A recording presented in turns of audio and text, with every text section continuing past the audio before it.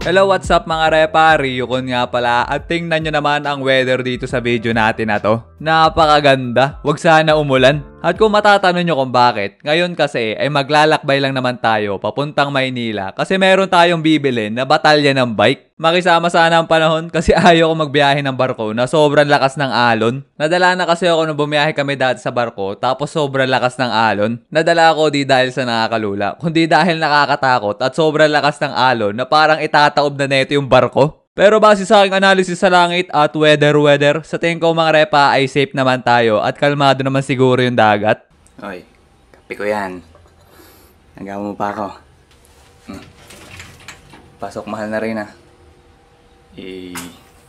Yun yung alaga namin na posa na mainit lagi ang bait. At ito yung isa pa namin na pusa na merong malupitan na bahay. Ako tuwan-tuwa nga dito laruin at sobrang kulit. Minsan nga pag nasobrahan ng pagka-hyper na ito ay walang tigil ang pagtakbo na ito dito sa loob ng bahay. Sabay nakakagulat din to minsan kasi bigla-bigla ba naman ang aatake ng paa. Kamukha mo po to.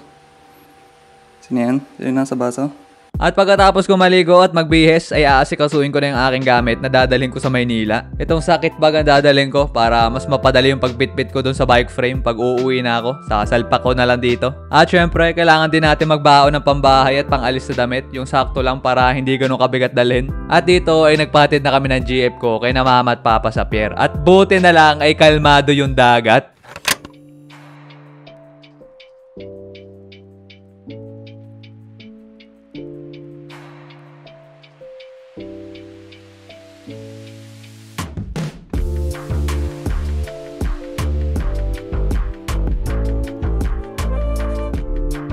At makalipas ng ilang oras na pagbiyahe namin dito sa barko, sa wakas ay nakarating din kami dito sa Batangas Pier. Kaya pagkababa namin ay dumiretsong sakay na kami sa bus para makapunta na tayo sa ating sunod na destinasyon.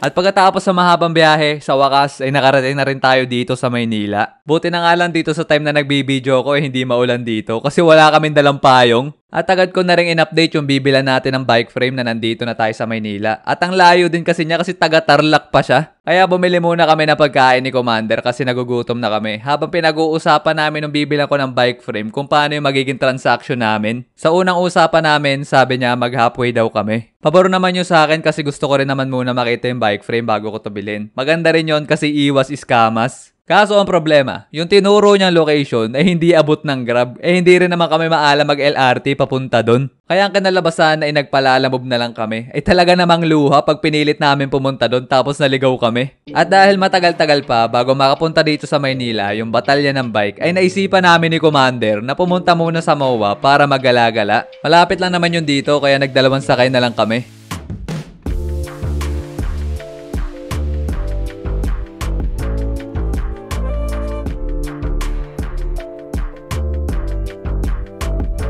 At nandito na kami sa MOA of Asia. Ang ganda dito, ang lawak ng kalsada. Mukhang masarap magbike dito tuwing hapon. Dito, nagmadali na kami pumasok sa loob kasi hindi na namin kaya yung init sa labas. Tapos nung pagpasok namin, para naman kaming sinikmuraan sa sobrang lamig. Kaya pag ganyan, ang plano ko ay magpapaakay na lang ako sa jeep ko pa uwi pag tinamaan ng taglamig.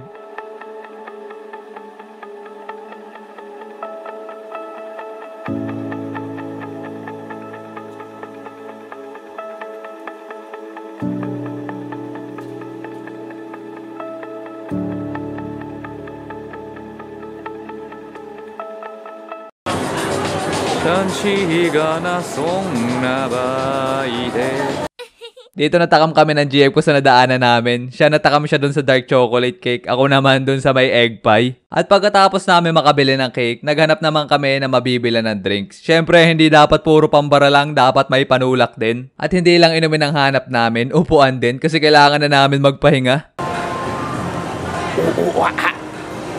Si Bumblebee oh.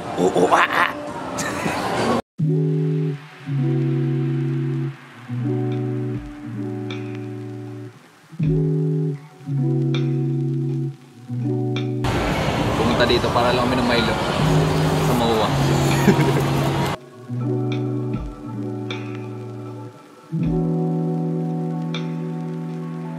At pagkatapos namin kumain, uminom at magpahinga, ay naisipan namin na pumunta sa seaside. Niyayaya ko nga yung jeep ko na sumakay sa rides kaso ayaw daw niya kasi nalulula na daw siya.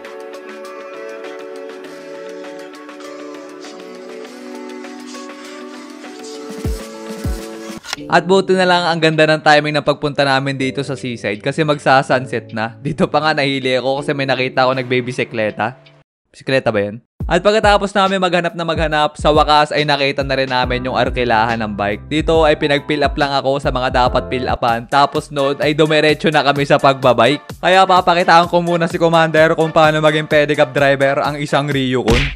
Tawan-tawa ako dito kasi naninibago ako. Ang hirap pala kontrolin pag tatlo yung gulong ng bicycle mo. Hey, ganda ng sunset. Whoop, whoop. Whoop, whoop. I wanna eat you now to the inner Tokyo. Dito malapit na maubos yung kontrata namin sa bike kaya sinulit ko na lang yung mga natitirang oras. Skid ya.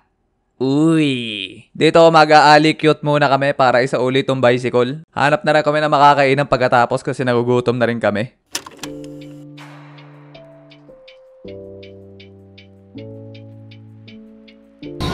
Thank you. Wow. Ang talap. Oh, ano din? Ganyan din yung health ko. Kala ko ba ayaw mo na ganyan? At pagkatapos namin kumain, mabusog at magpahinga, ay diretso uwi na kami kasi malapit na rin dumating yung bike frame. Kaya tamang dalawang sakay na commute ulit kami, pauwi. Tawan-tawa pa nga ako dito kasi nagmukha kaming Smurf dito sa loob ng jeep.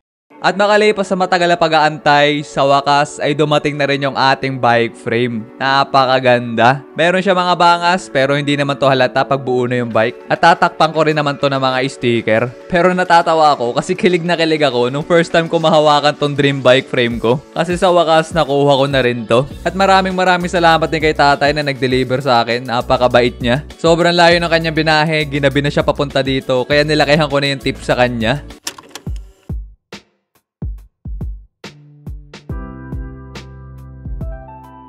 Ngayon mga repa, nandito tayo sa BGC. Ang ganda ng time na pagpunta natin dito kasi hindi mainit. Ang aliwalas pa nga tumambay dito kasi sobrang hangin. At napansin ko din na ang daming pusa dito. Nung naglalakad kasi kami, lagi kami may nakakasalubong na pusa. Nakakatuwa nga sila kasi lulusog nila tingnan. Kaso ang problema ay hindi sila pwede hawakan o pakainin. Doon ako nalungkot. At nung naglalakad-lakad kami dito sa BGC, napansin namin na mukhang may event na gaganapin dito. Ito pala ang dahilan kung bakit hindi kami dito binaba ng Grab driver. Excited na excited pa nga dito si Commander kasi sabi niya sa akin, meron daw mapunta dito na member na K-pop. Hindi naman ako makarelate kasi wala naman akong kilala sa K-pop tsaka K-drama. Kilala ko nga lang dyan si Kim Bokjo tsaka si Wachelle. Dito meron ako nakitang unbothered na pusa. Wala siyang pake kung anong nangyayari sa paligid niya, basta chill lang siya dito.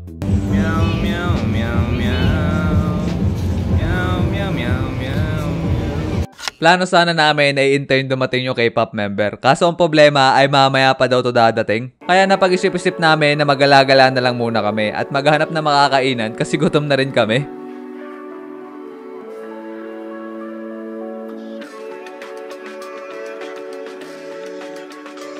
At pagkatapos namin kumain ay napadpad kami dito sa Ayala Mall. Nagtataka kami bakit ang ingay sa loob. Tapos nung pagpasok namin, meron palang concert na nagaganap dito. Tapos nung nakita namin, December Avenue pala. Isa sa pinaka-paborito kong banda. Pag sineswerte nga naman, mga friend. Nakadalo pa nga sa concert nila nung wala sa oras.